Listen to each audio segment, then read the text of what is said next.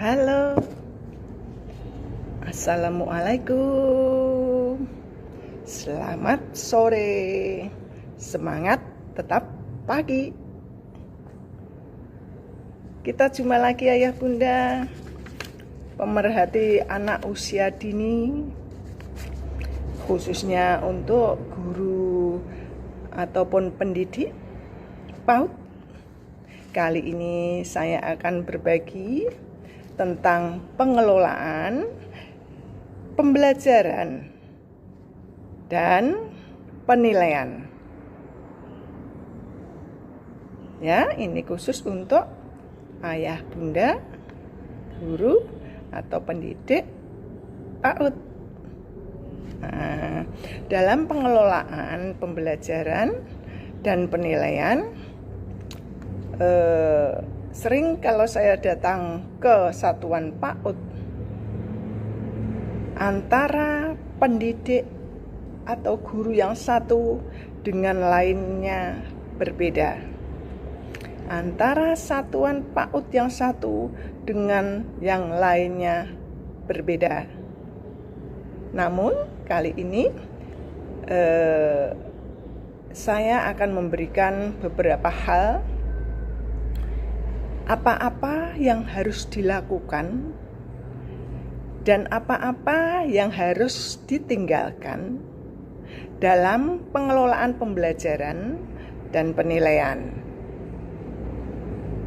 Ya bun? Oke ayah? Oke. Untuk pengelolaan pembelajaran dan penilaian yang harus dilakukan oleh ayah dan bunda, satu menyiapkan perencanaan pembelajaran dan pengelolaan kelas dengan memperhatikan kemampuan yang dimiliki dan diperlukan oleh anak. Ini artinya sebelum ayah bunda mengajar, itu harusnya sudah prepare, sudah mempersiapkan hal-hal yang dibutuhkan. Contohnya RPP, instrumen penilaian. Itu minimal yang harus ayah bunda siapkan dalam hal perencanaan pembelajaran.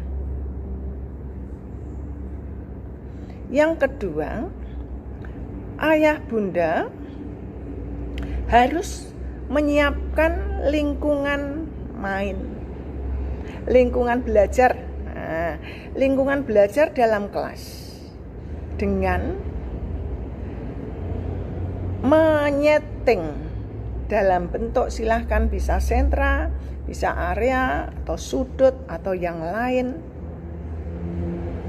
dengan menyajikan berbagai macam kegiatan dan ragam main, tentunya difasilitasi dengan berbagai macam pula bahan maupun alat APE atau lospat yang ayah bunda miliki, bahkan bisa menggunakan benda-benda yang ada di sekitar sekolahan, di sekitar lingkungan anak. Nah, ini bunda, ayah bunda yang pertama harus menyiapkan perencanaan pembelajaran dan pengelolaan kelas. Tentunya dalam pengelolaan kelas itu, bunda harus memperhatikan kemampuan yang dimiliki anak dan yang diperlukan. Kadang kita dalam menyajikan kegiatan ragam main, kegiatan ataupun ragam main, dan yang sudah difasilitasi dengan APE atau lospat atau bahan-bahan yang lain, itu kita tidak memperhatikan apakah ini mampu untuk anak-anak yang kita bawa dalam kelompok kita atau kelas kita. Mampu nggak anak-anak ini nanti memegang ini, alat ini, benda ini. Mampu nggak anak nanti melakukan kegiatan yang ayah bunda atau kita sudah tentukan? Nah, itu harus diperhatikan ya. Karena setiap tahap usia itu akan beda dalam kemampuannya. Kemampuan yang dimiliki anak tentunya nggih. Kemampuan apa itu? Semuanya itu akan berbeda. Baik fisik motoriknya, baik itu bahasanya, ya kan? Nah, karena itu semua nanti akan mempengaruhi bagaimana anak itu akan melakukan kegiatan ayah bunda. Jadi kita perhatikan nggih. Itu yang pertama. Yang kedua, ayah bunda buatlah jadwal kegiatan yang terstruktur. Nah, sering pula saya lihat di satuan PAUD itu jadwal ada juga, sudah ada nih, tetapi pelaksanaan KBM-nya sudah jauh atau tidak memperhatikan jadwal itu. Bunda dan ayah, untuk jadwal itu merupakan pedoman dalam proses ayah bunda nanti melakukan kegiatan di satuan PAUD masing-masing.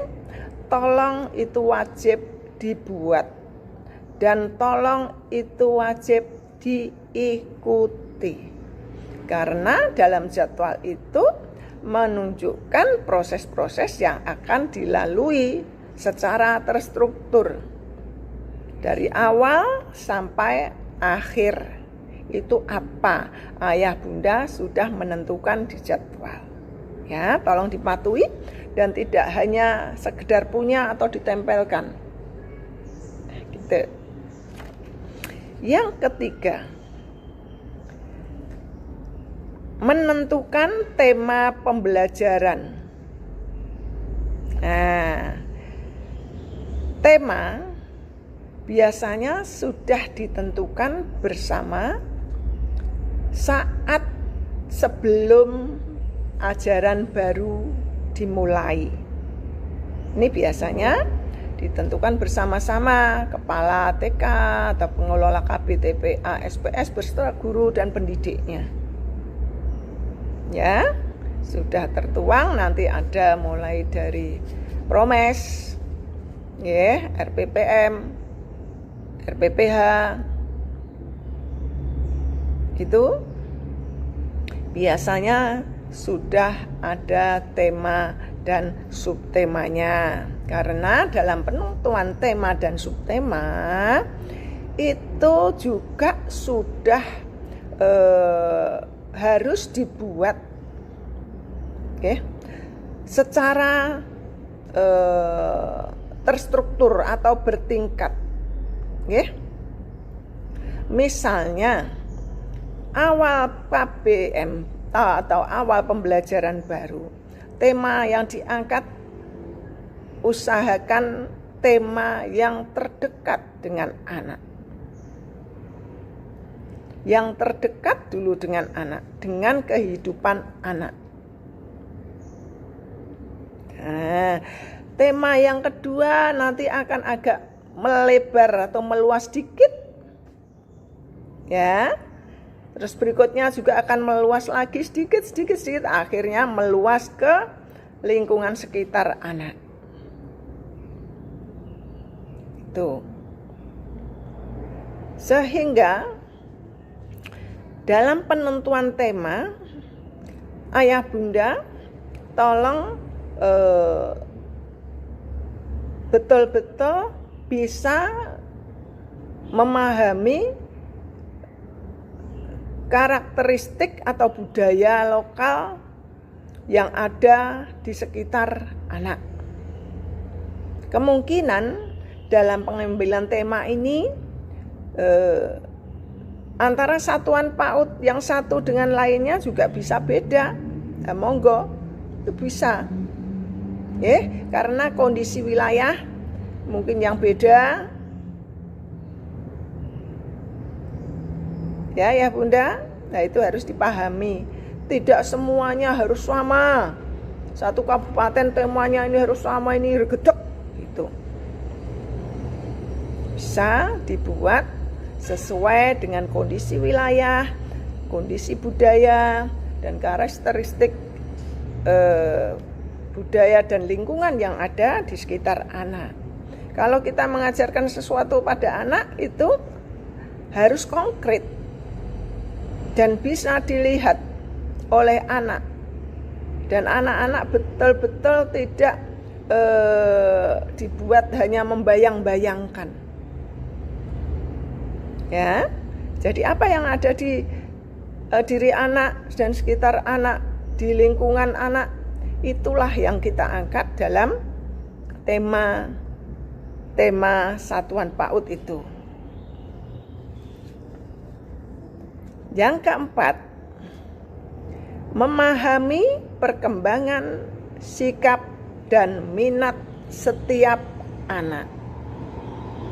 Ayah Bunda, kita ingat ya bahwa orang satu dengan yang lainnya atau anak satu dengan yang lainnya itu memiliki perbedaan, baik di kebutuhannya, baik di minatnya, baik di sikapnya, perilakunya, dan lain-lain.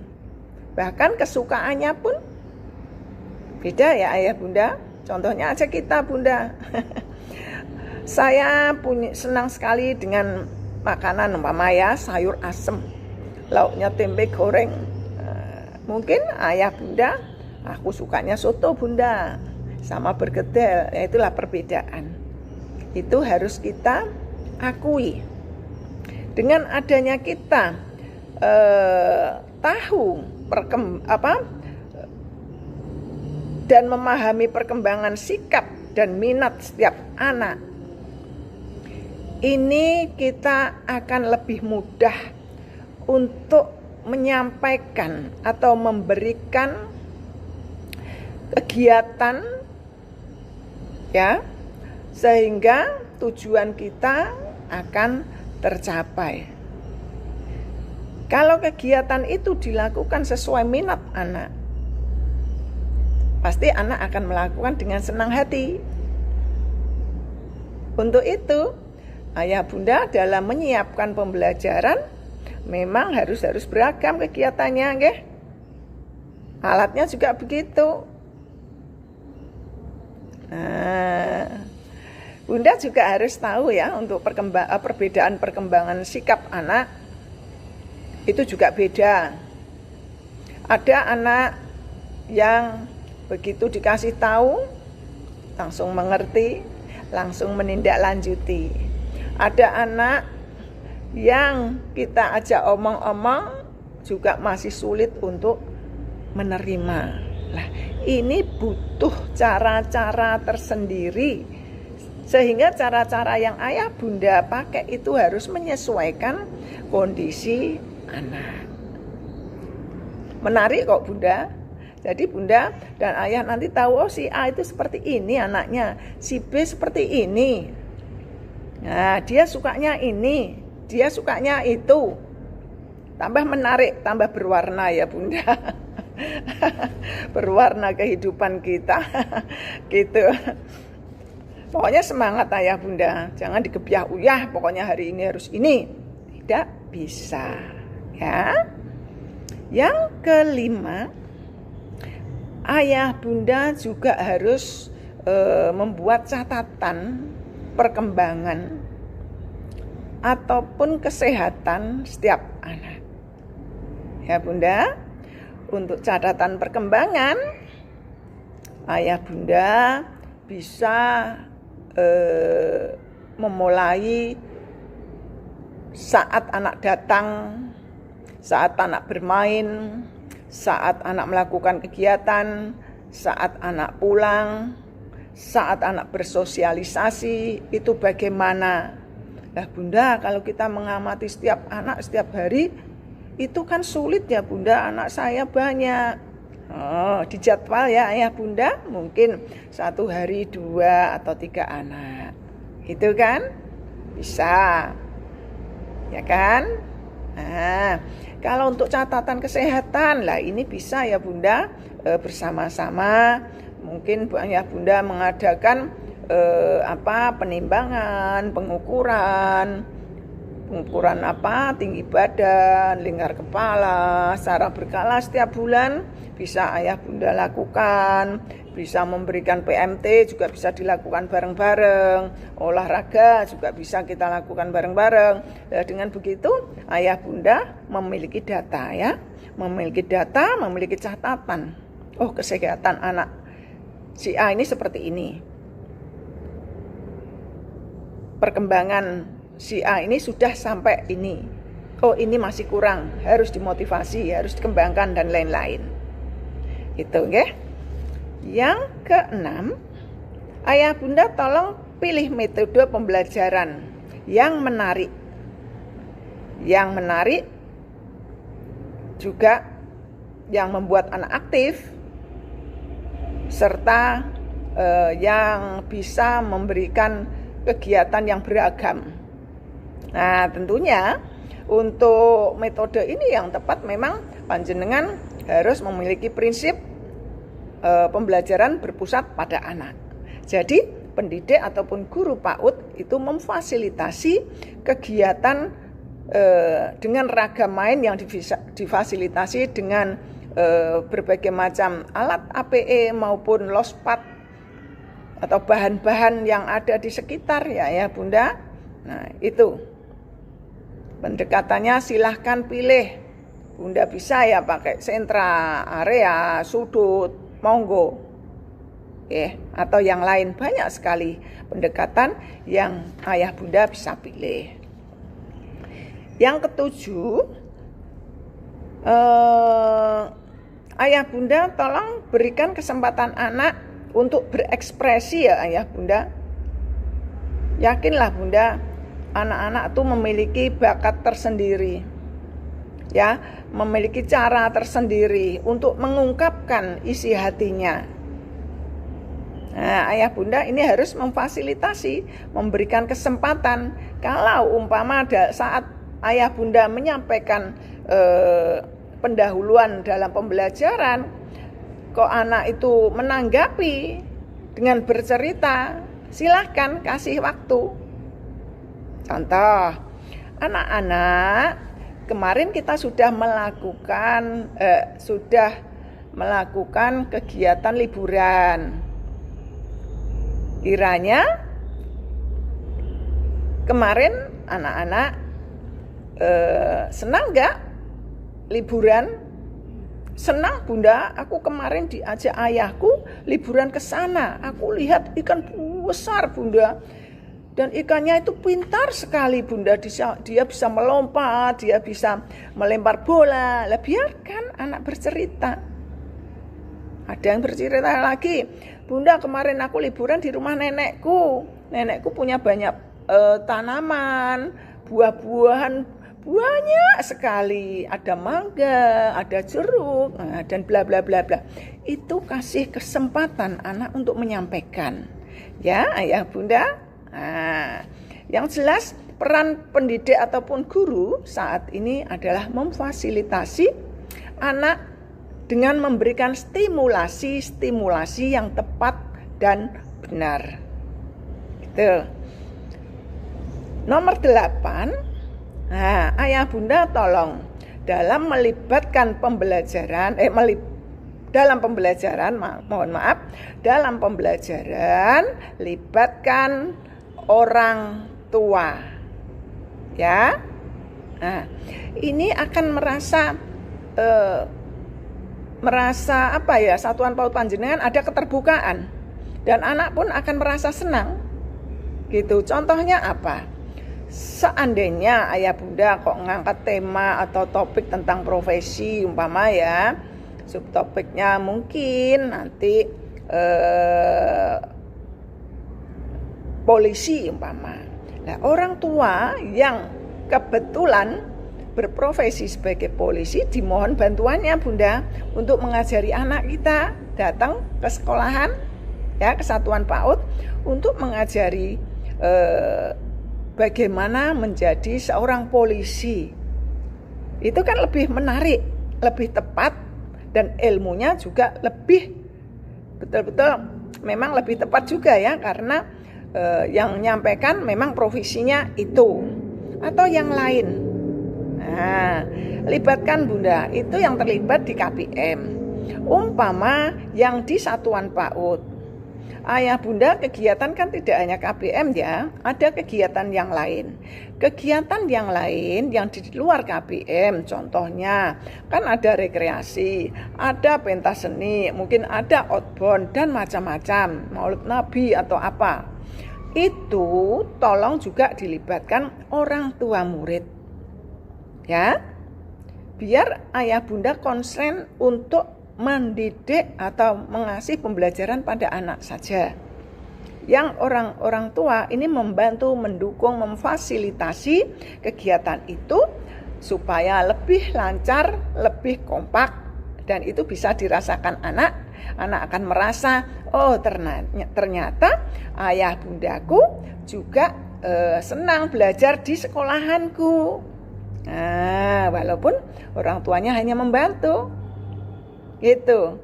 Berikan kegiatan-kegiatan yang di luar KPM dengan ke orang tua, sehingga orang tua ikut partisipasi untuk menyukseskan satuan PAUD ayah bunda sekalian.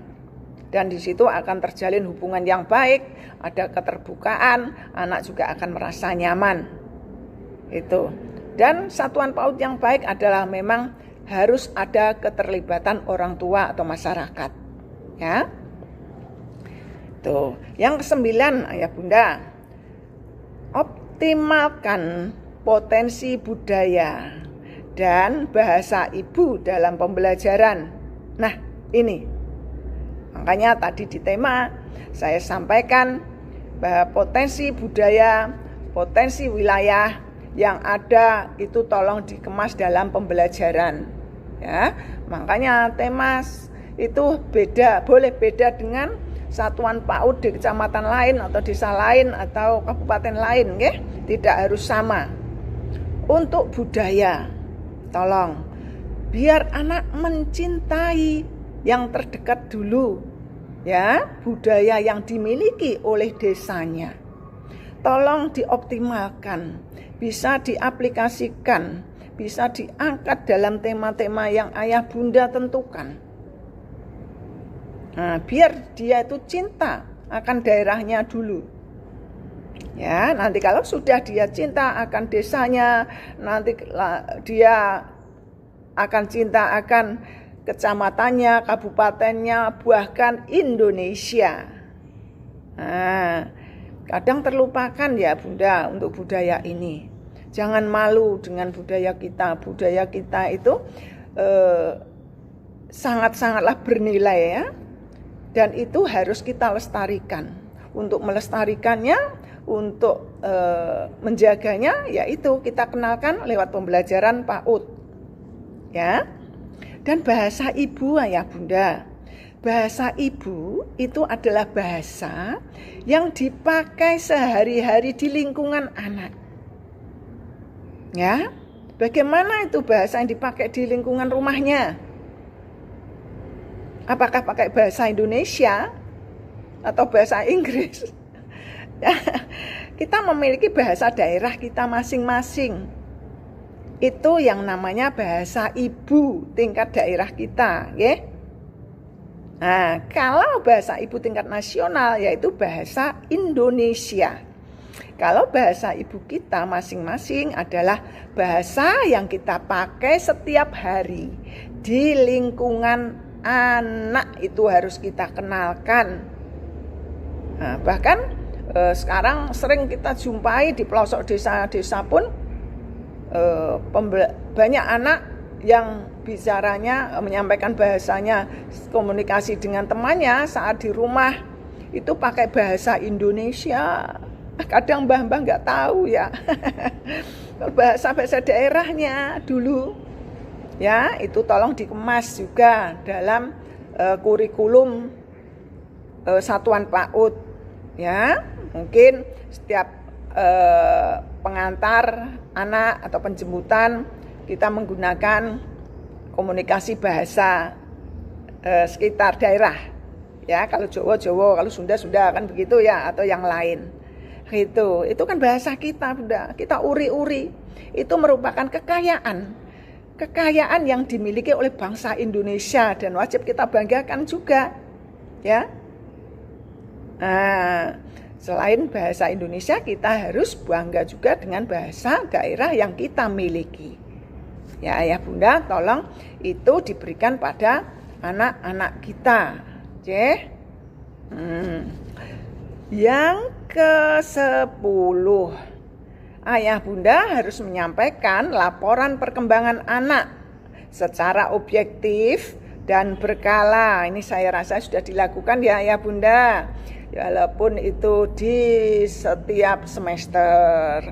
Bahkan ada yang triwulan, ada yang bulanan, ada yang harian. Sampaikan Bunda setiap perkembangan anak, sampaikan ke orang tua dengan menggunakan bisa ya lewat buku penghubung. Ya, jadi buku penghubung itu tidak hanya sebagai untuk melaporkan ayah bunda besok anak membawa ini tidak, tapi sampaikan perkembangan anak lewat itu juga bisa ya bunda. Ya, nah, biar orang tua juga percaya, oh ternyata anak saya di sekolahan itu betul-betul dipantau. Dan tolong dalam menuangkan narasi yang dilaporan pakai bahasa yang baik, yang sopan, yang sederhana, mudah dimengerti oleh orang tua. Jangan bertele-tele ya, yang sederhana dan bahasanya baik, sopan, dan mudah dimengerti orang tua. Dan laporannya ayah bunda betul-betul objektif ya, objektif. Jadi laporan anak yang satu dengan yang lainnya itu beda.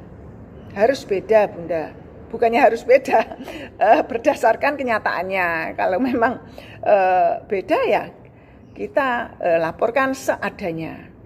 Ya, kalau memang kok anak kok belum ada perkembangan, lah itu PR untuk kita sebagai pendidik atau guru PAUD. Bagaimana stimulasi selanjutnya supaya anak ini berkembang.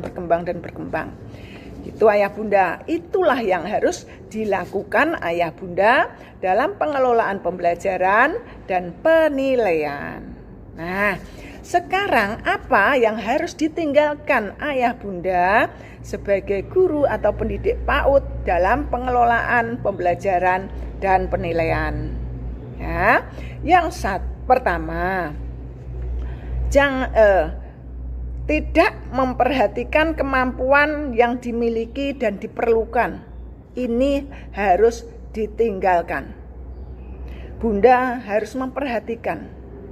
Jangan sampai tidak memperhatikan kemampuan yang dimiliki dan diperlukan anak. Ingat yang saya sampaikan bahwa anak yang satu dan lainnya itu berbeda. Semua harus dapat perhatian yang sama. Ya, ayah bunda, karena itu anak kita semua. Nah, yang kedua, tinggalkan ini bunda, membeda-bedakan anak, tinggalkan. Berikan porsi yang sama untuk anak-anak, porsi yang sama dengan memperhatikan perbedaan anak ya ayah bunda. Itu maksudnya dalam kasih sayang, dalam memperhatikan anak, membantu ya. Itu jangan pilih kasih. Oh, ini anaknya orang kaya, ini anaknya temanku sendiri, maka aku harus lebih baik. Jangan ya. Oh, ini anak ini suka beler itu hidungnya, aku risih. Oh, jangan. Itu tugas ayah bunda, bagaimana anak itu bisa bersih ya, bisa membersihkan itu hidungnya yang beler atau bagaimana, itu harus dapat perhatian ayah bunda ya. Jangan bedakan, kasihan Ya, anak kecil atau anak PAUD juga memiliki rasa, memiliki perasaan, memiliki pikiran seperti kita. Ya, berikan perhatian dengan tanpa membeda-bedakan, tapi tetap sesuaikan dengan perbedaan atau kemampuan anak masing-masing. Ya, jadi kita adil. Ya. Yang ketiga, pendidikan atau pembelajaran biasanya berpusat pada guru atau pendidik. Ini masih sering saya lihat. Buktinya apa? Banyak pembelajaran PAUD itu masih klasikal. Ayo Bunda, kita rubah. Tidak berpusat pada guru lagi, tapi harus berpusat pada anak. Ya Bunda, dengan berpusat pada anak, potensi anak ini nanti bisa kita kembangkan dengan stimulasi-stimulasi yang kita pakai. Dan anak pasti akan senang, Bunda akan happy. Anak akan senang datang ke sekolahan ayah Bunda dan akan merindukan ayah Bunda. Ya. Nah, ayo yang masih klasikal berubah yuk. Berubah. Pasti bisa ya Bunda. Ya. Nah, kalaupun ada tuntutan dari masyarakat atau orang tua yang menginginkan anaknya, Bunda, di sini tuh anaknya harus bisa calistung, kalau nggak mau pada pindah. Nah, kita kasih sosialisasi ya Bunda, nggih. Kita adakan parenting. Ya.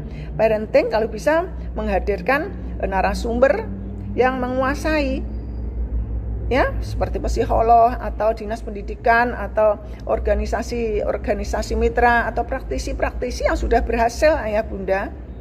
Ya, kadang di dalam penyampaian kalau kita tidak bisa istilahnya menyampaikan dengan baik, itu mereka pun tidak akan bisa menerima. Ya, tolong Bunda, ayo kita lindungi hak-hak kita, hak-hak anak, karena anak usia dini memiliki hak bermain. Ya, bukannya dengan bermain bebas tanpa arah tujuan, tapi belajar melalui bermain. Kita memfasilitasi, kita mendukung dengan menyiapkan lingkungan belajar yang baik. Ya, dengan media-media atau APE atau bahan yang ada di sekitar kita, lospat, ya itu. Sehingga anak akan melakukan kegiatan dengan happy, dengan minatnya anak. Tidak harus hari ini kita buka halaman ini, kerjakan. Kasihan. Anak kalau sudah ngerjakan gitu kan hanya duduk aja Bunda. Dia komunikasi sama apa? Anak hanya akan berkomunikasi dengan buku. Dan itu menjemukan dan tidak membuat anak kreatif. Karena apa? Monoton. Nah, coba kalau kegiatan pembelajaran itu dilakukan melalui bermain. Alangkah senangnya anak bisa bergerak ke sana kemari, anak bisa mendengarkan bahasa-bahasa temannya dan dia juga bisa ngasih umpan balik. Nilai positifnya akan lebih banyak apabila pembelajaran itu berpusat pada anak dan tidak klasikal. Yang keempat,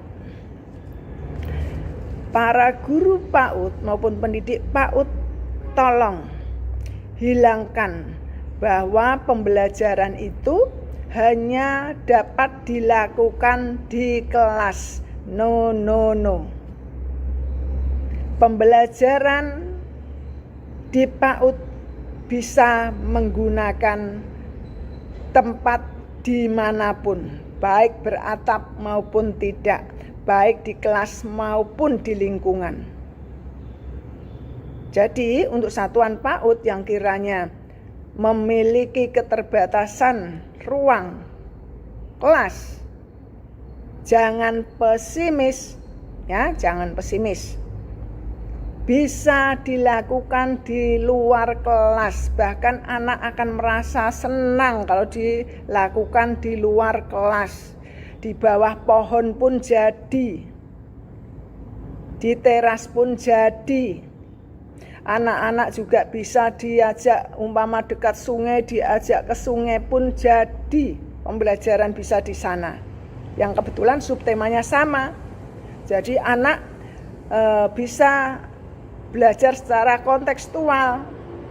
Kalau ayah bunda mengangkat subtema tentang sungai, jangan hanya sekedar cerita saja, tapi ajaklah anak ke sungai langsung.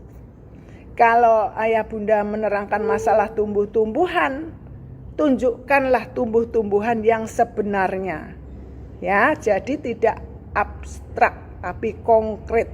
Dan pembelajaran semacam itu akan berkesan baik pada anak, nggih. Nah, dan bisa diingat, gampang diingat karena menarik untuk anak. Itu ayah bunda. Jadi selain lingkungan bisa dipakai untuk tempat pembelajaran, lingkungan itu sebagai sumber belajar anak, ya, sebagai media pembelajaran juga. Ya, jadi ya kalau memang perlu keluar kelas, silahkan ke kelas. Kalau memang kelasnya tidak cukup, bikin jadwal bergantian, mana yang memakai kelas hari ini, mana hari ini yang memakai teras atau di luar kelas. Nah, itu ya bunda, tolong dilakukan. Itu. Nah, itu ayah bunda. Yang kelima, hindari pembelajaran yang abstrak. Nah, pembelajaran anak usia dini itu harus konkret. Makanya kita harus ngangkat tema-tema itu yang ada di dekat anak dulu. Contohnya, umpama anak diberikan subtema, umpama rekreasi. Subtemanya rekreasi ke Jakarta umpama. Monas, gitu, menunjukkan Monas. Hanya dikasih bayang-bayang. Hanya sekedar cerita, hanya sekedar gambar, itu abstrak. Ya, anak akan bayangkan, guru menyampaikan, anak-anak di Jakarta itu ada namanya Monas, bangunannya tinggi sekali. Anak hanya bengong, membayangkan tinggi. Apakah tingginya seperti tiang listrik? Apakah tingginya seperti pohon di rumahku? Itu ya. Tapi yang konkret yang ada di sekitar. Umpama di sekitar lingkungan anak di desa, umpama ada sungai. Itu yang kita jadikan pembelajaran, media pembelajaran, sumber pembelajaran, ya. Jadi anak sudah tahu. Oh ya, ini sungai. Sungai itu ternyata ada apanya. Oh, sungai itu gunanya untuk apa. Anak tahu. Ya bunda, jadi yang konkret, yang abstrak, pembelajaran yang abstrak itu kita tinggalkan. Nah, terus ada kurang kegiatan. Yang keenam, tinggalkan pembelajaran yang kurang kegiatan. Itu contohnya yang klasikal tadi, anak hanya menulis saja, atau kalau mewarnai hanya mewarnai saja. Kalau ayah bunda sudah berpusat pada anak dan memfasilitasi dengan pendekatan berdiferensiasi, dengan kegiatan ragam main yang banyak, itu anak akan memiliki banyak kegiatan. Oh, di sana anak bisa main pledo, di sana anak bisa main puzzle, di sana anak bisa menyusun balok, di sana anak bisa membuat gua dari pasir atau bagaimana. Kegiatannya banyak sekali ya. Di sana ada mencuci piring atau bagaimana. Itu kegiatan bunda. Dan semua itu bisa kita muati pendidikan, nilai-nilai pendidikan, ya. Itu. Yang ketujuh, melaksanakan pembelajaran hanya sebatas akademik saja. Ingat ya Bunda, kita harus mengembangkan potensi yang ada di diri anak. Seluruhnya kita kembangkan. Apa itu? Nilai agama dan moral perlu kita kembangkan ya. Fisik motoriknya, bahasanya, ya kan? Kinestetiknya, seninya. Juga ada kognitifnya. Ya. Jadi kita jangan hanya melulu hanya kognitif aja atau sifatnya akademik, ya. Semua harus kita stimulasi, kita kembangkan, ya. Kita kembangkan itu, ya. Yang ke-8, membatasi keterlibatan orang tua dalam pembelajaran atau kegiatan sekolah. Jangan dilakukan, harus ditinggalkan. Ya. Semakin banyak yang terlibat di satuan PAUD ayah bunda dalam kegiatan pembelajaran maupun kegiatan ekstra, itu akan lebih baik. Ya, itu akan lebih baik. Dan saya yakin orang tua atau masyarakat yang kita libatkan akan senang karena mereka merasa dipercaya, karena mereka merasa satuan PAUDku, satuan PAUD anak saya ini ada keterbukaan. Nah, itu. Yang ke-9, hilangkan juga tidak menghargai anak sebagai individu yang unik. Itu harus kita hilangkan. Kita harus yakin bahwa anak itu adalah individu yang unik. Ya, yang unik itu kita harus yakin itu. Dan kita harus tahu. Jangan tidak menghargai adanya keunikan anak. Satu anak dan yang lainnya berbeda. Satu sukanya dia itu kegiatan fisik, satu sukanya dia kegiatan seni, satu sukanya dia itu berbicara atau berbahasa, bercerita.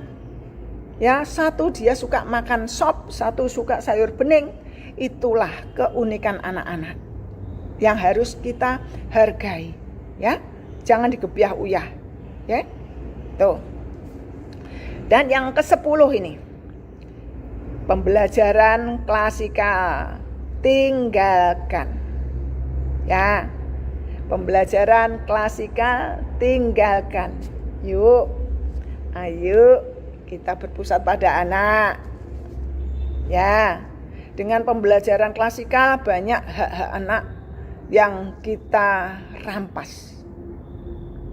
Contoh, hari ini ayah bunda menyajikan atau mengharapkan anak hanya menulis. Padahal dia berangkat dari rumah menuju ke satuan PAUD-nya, dia ingin, aku nanti di sekolahanku aku mau belajar ini, umpama meronce. Aku nanti akan bikin bangunan yang tinggi ya. Tetapi ayah bunda tidak menyiapkan. Kan kasihan. Dia melakukan tetap, tapi dengan hati yang tidak senang. Dan lihat kalau klasikal pembelajarannya, anak cenderung untuk duduk. Berapa jam dia duduk ayah bunda? Padahal anak segitu, anak usia dini, senang-senangnya dia itu lari sana, lari sini, nyoba ini, nyoba itu. Ya kan? Nah, ayo kita harus segera beralih ke berpusat pada anak. Ya. Jadi untuk klasikal ini yang dikejar hanya akademiknya saja ya, anak bisa calistung. Ya, anak bisa mewarnai, itu saja, yang lainnya ayo bunda, anak kita itu banyak, masing-masing punya keinginan, punya minat, punya bakat, kebutuhan beda-beda. Beda-beda. Ayo kita semangat untuk menjadi guru dan pendidik PAUD yang hebat. Yang hebat. Ayah bunda pasti bisa. Pasti bisa. Go. Demikian hari ini yang bisa saya bagikan untuk ayah bunda. Mudah-mudahan ayah bunda semuanya sehat selalu. Ayah bunda menjadi pendidik yang profesional, ya, pendidik dan guru yang profesional dan sayangi anak-anak didiknya dan bisa berhasil memberikan pembelajaran yang tepat dan benar. Yuk kita coba, yuk kita beralih yang tidak baik menjadi lebih baik, yang belum sempurna menjadi lebih sempurna. Kurang lebihnya saya mohon maaf, saya akhiri. Wassalamualaikum warahmatullahi wabarakatuh. Dadah, semangat.